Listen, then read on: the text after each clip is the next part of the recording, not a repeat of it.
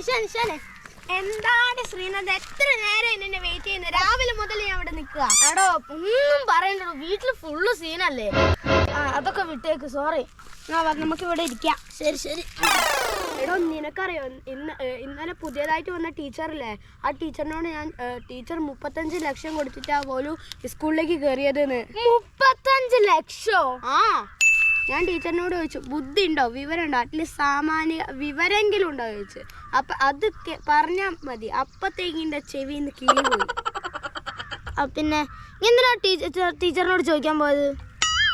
എടോ അതെന്ന് വെച്ചാൽ 35 ലക്ഷം എന്ന് കേട്ടപ്പോൾ തന്നെ ഞാൻ വിചാരിച്ച് നമുക്ക് ആ ബാങ്കിലിട്ടിട്ട് കാലിന് മുകളിൽ കാലും വെച്ച് വീട്ടിലവിടെ കിടന്ന് ഉറങ്ങിയാൽ പോരെ, അതല്ലേ നല്ലത്. അതല്ലാതെ ടീച്ചർ വെറുതെ സ്കൂളിൽ വന്നിട്ട് വായത്തെ വെള്ളം പോക്കണോ? അതുകൊണ്ടാണ് ഞാൻ ചോദിച്ചതോ. അതൊക്കെ സത്യമാണോ നീ പറഞ്ഞു? ഇഷാനെ, ഇന്നലെ ഞാൻ നിങ്ങളുടെ സ്കൂളിൽ ക്ലാസ്സിലേക്ക് വന്ന് നോക്കിയപ്പോൾ നിങ്ങളെല്ലാവരും നല്ല അച്ചടക്കത്തിലായിരുന്നല്ലോ ഇരുന്നോണ്ടിരുന്നത്. അതിൻ്റെ കാരണം എന്താ? എടോ അതെ ശ്രീനന്ദേ, ടീച്ചർ ഞങ്ങളോട് പറഞ്ഞ് നാരുള്ള പച്ചക്കറിയൊക്കെ കഴിച്ചാൽ കണ്ണിന് കാഴ്ച ശക്തിയാവും, അതേപോലെ നല്ല എനർജി ഒക്കെ കിട്ടുന്നു. സത്യമായിട്ടും?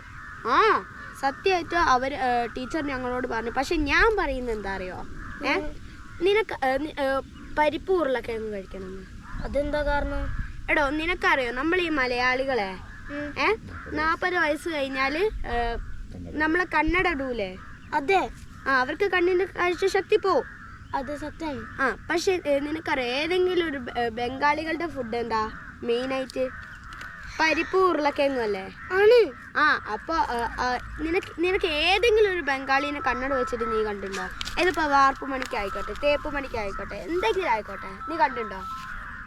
ഇല്ലടോ, നീ പറഞ്ഞ സത്യം. ഞാൻ ഇതുവരെ ഒരു ബംഗാളിന് കണ്ണട ഇട്ട് വെച്ചിട്ട് ഇതുവരെ കണ്ടിട്ടില്ല.